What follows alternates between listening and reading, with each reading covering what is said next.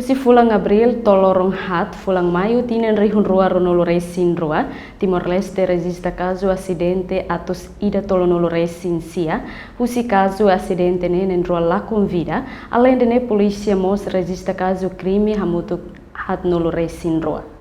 Chefe Departamento Relação Pública, Comando-Geral Pentel, Superintendente Chefe Armando Monteiro Hateten. Causa husi acidente ne maioria mai husi fator humano, tambala com concentração vai hira utiliza transporte. Ia fulan Abril, to ia oi, ita registro acidente hamuto 139. Husi centro 139 idane italakon itane cidadão na rua no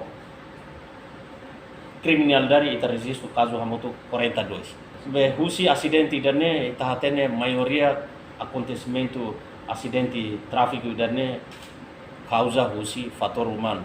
Tambah lá ia fokus concentração maíra utiliza transporte estrada público ba objetivo bem maknia ba lá fokus antau dalam rumah etan desastre estrada pública. No 5% ne condições de transporte. Tambah controle, cuidado, tal afetamos movimento dan bele resulta acidente no bele alo vítima bele kanik tanto mos be fatal ba transporte bem maknia.